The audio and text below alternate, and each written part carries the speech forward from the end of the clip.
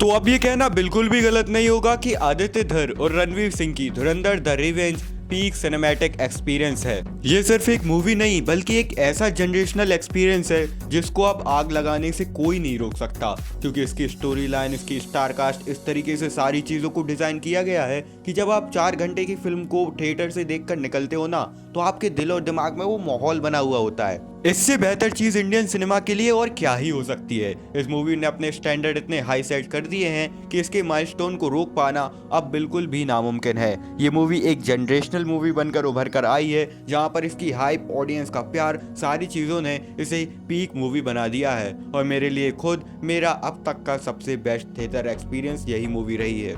तो अब अगर बिना स्पॉइलर दिए मूवी के स्टोरी के बारे में बात की जाए तो धुरंधर 2 द रिवेंज की कहानी शुरू होती है लियारी टाउन में रहमान डकैत की डेथ के बाद। किसी एक बंदे को उन सारे सिस्टम को ओवरटेक करना था और हमजा अली मजारी द स्पाई के पास एक पूरा मौका था जहां पर वो सारे सिस्टम को कंट्रोल करे और सबकी नजरों में आ जाए, क्योंकि उसे अगर इस जंगल में घुसना है और गहराई तक लोगों को हंट करना है तो उसे सिस्टम से जुड़ना पड़ेगा और हर एक इंडिविजुअल से कनेक्ट होना पड़ेगा। इसके लिए उसे जो पावर और पोजीशन चाहिए वो तब मिलेगी जब वो पहले लियारी की गद्दी पर बैठेगा और उसके बाद कराची को टेक ओवर करेगा। लेकिन जहां पर उसकी पास्ट मेमोरीज भी हंट होती हैं और हमें पता चलता है कि जसकीरत सिंह रागी कैसे हमजा अली मजारी बना। लेकिन बहुत सारे त्याग और सेक्रीफाइस करने के बाद उसका जो मेन मिशन था वो था दी रिवेंज, जिसके लिए उसने ये सारा काम चुना था। और उसे पता था कि जब उसके पास इस तरह का मौका आएगा तो उसे किस तरीके से खुद को तैयार करना है। इन्हीं सारी चीज़ों के बीच मूवी 4 घंटे तक इस तरह से चलती है ना कि इसको जिस तरीके से लिखा गया है, इसका screen play scene by scene इतना परफेक्ट मैच होता है कि आपको एक भी टाइम पर ये मूवी ऑफ या बोरिंग फील नहीं होती है। चाहे मूवी का इंटरवल हो, क्लाइमेक्स सीन हो या स्टार्टिंग के 15-20 मिनट हो, चैप्टर वाइज चैप्टर इसको जिस तरीके से सबमिट किया गया है ना, ये मूवी वहीं पर पीक कर जाती है। आदित्य धर की पीक डिटेलिंग हमें वहीं पर दिख जाती है।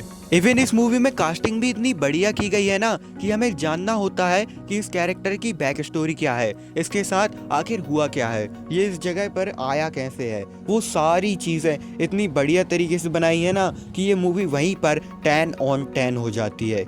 लेकिन इस सारी चीज़ों के बाद भी कुछ ऐसे भी पॉइंट्स हैं जहां पर लोगों के इस मूवी को लेकर अपने अपने ओपिनियंस हैं। कुछ ऐसी चीज़ें जहां पर कई सारे लोग इस मूवी के पर्टिकुलर और पर्सपेक्टिव से एग्री ना करेंगे। लेकिन अगर सही में इस चीज़ के बारे में मुझसे पूछा जाए तो मैं कहूँगा इट्स अ बेस्ट मूवी। इसको एंजॉय करो, क्योंकि ये वो सिनेमा है जो आपको बार बार देखने को नहीं मिलता। इस मूवी ने अपने लिए और इंडियन सिनेमा के लिए वो स्टैंडर्ड सेट कर दिए हैं कि जहां पर इसके बाद ऐसी बहुत सारी चीज़ें आएंगी जो आपको पसंद नहीं आएंगी, क्योंकि इस मूवी ने अपना स्टैंडर्ड इतना हाई सेट कर दिया है और सिनेमा को भी बहुत ही ज़्यादा एक जनरेशनल लेवल पर वो क्रांति लाने की कोशिश की है कि अब इसके बाद इंडियन सिनेमा और फिल्म मेकिंग का एक पूरा पर्सपेक्टिव पूरी तरह से बदल जाने वाला है। इस मूवी ने बहुत सारी मूवीज़, उनकी कहानियों को और उनके पर्सपेक्टिव को अंदर ही अंदर डिस्ट्रॉय भी कर दिया है। तो इस मूवी को अगर आप नहीं देखते तो फिर आप पीक सिनेमा मिस कर रहे हो।